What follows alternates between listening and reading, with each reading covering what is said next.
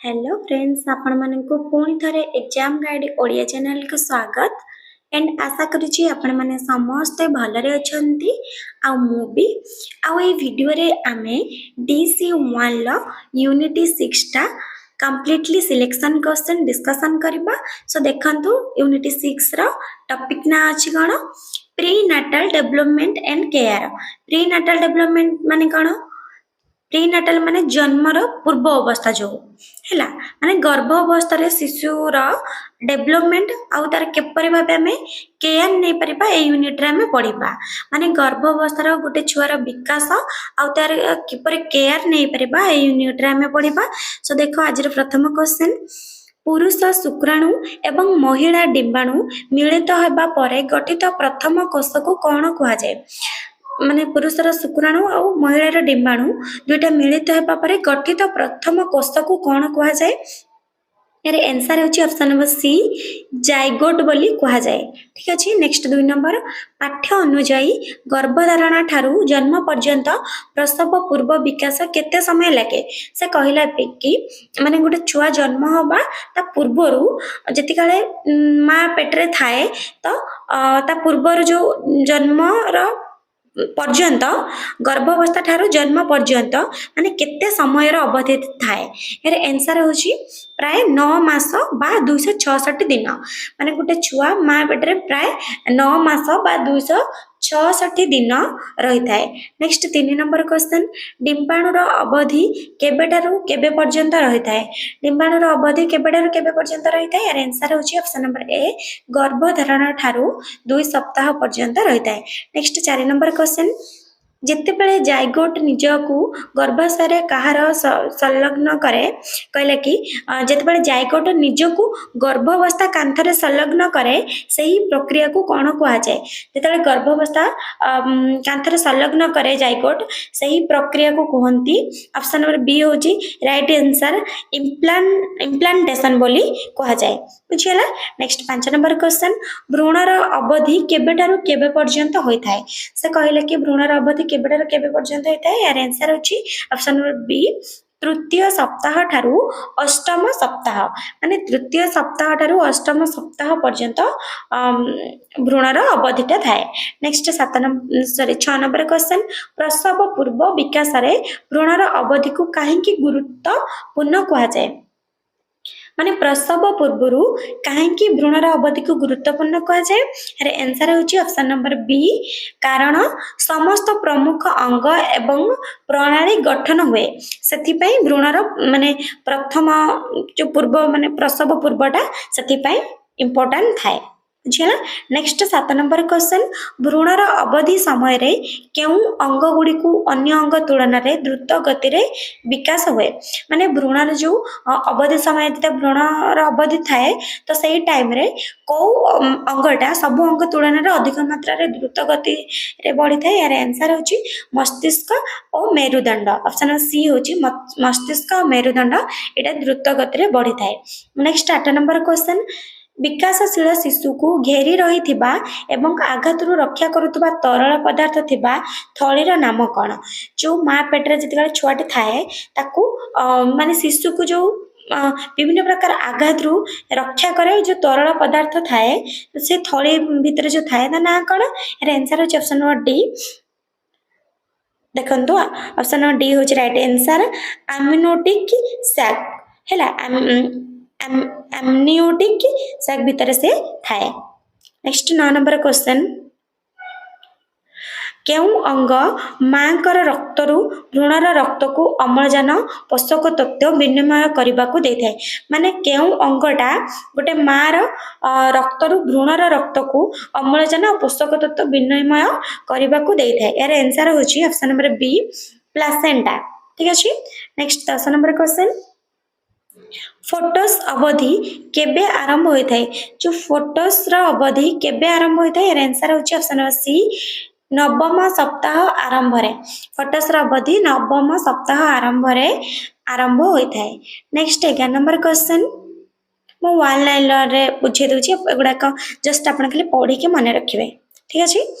11 number question देला photos अवधि आरंभ क्यों जिनिसर विकास द्वारा चिन्हित हुए। फोटोस अवधि आरंभ क्यों जिनिसर विकास द्वारा चिन्हित हुए।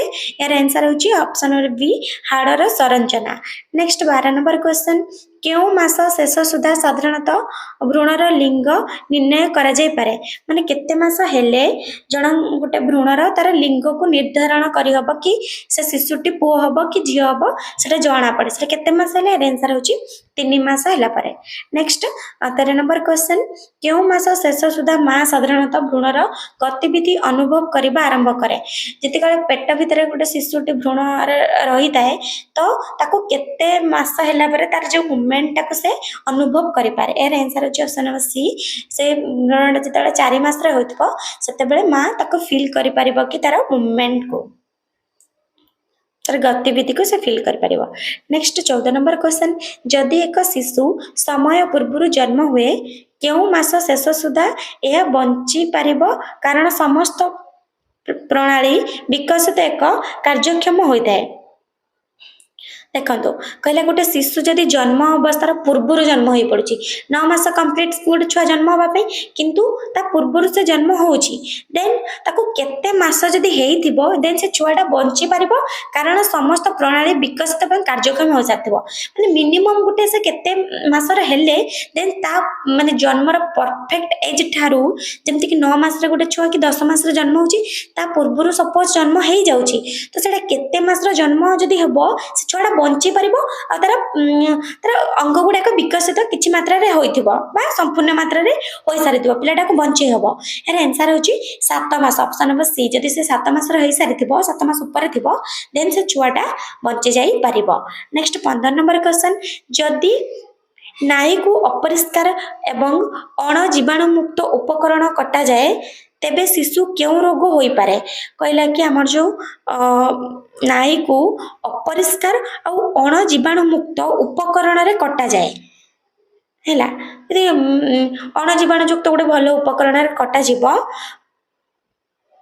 अपरिष्कार आ जोटे अण जीवाणु माने अपरिष्कार जदि गोटे किट माने अपरिष्कार अण जीवाणु युक्त उपकरण हमरा अछि एटा कटा जीव तेबे शिशुटा को क्यों रोग होई पारे। यार आंसर होची टेटानस हैला माने टेटानस हबार आशंका थाए जदि गोटे अपरिष्कार कटा जाए।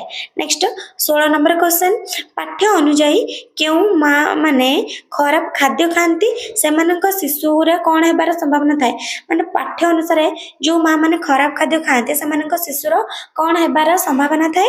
यार आंसर होची ऑप्शन नंबर बी कम माने ओजनटा कम कम कम जन्म ओजन गोटे पिला बात है तार माने वेटा लो रही कहीं जदि ता माँ कम बा खराब खाद्य खाए देन लो बाथ वेट रा गोटे बेबी जन्म हुए से कहते भल भल खाद्य खावाई पुष्टिकर खाद्य। नेक्स्ट 17 नंबर क्वेश्चन गर्भावस्थार प्रथम किछि मासरे विशेषकर प्रथम 12 सप्ताह तो क्यों संक्रमण हेले भ्रूणर प्रमुख विकृत घटी पारे।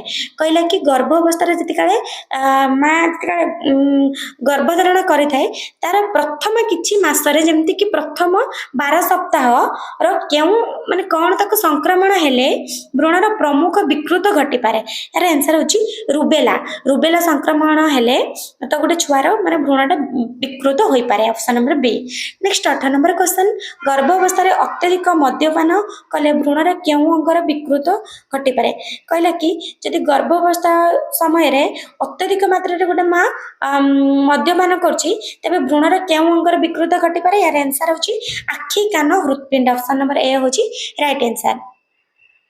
नेक्स्ट 19 नंबर क्वेश्चन गर्भवती महिला मानक द्वारा केउ औषध सेवन शिशुर दांतर दाग सृष्टि करि पारे।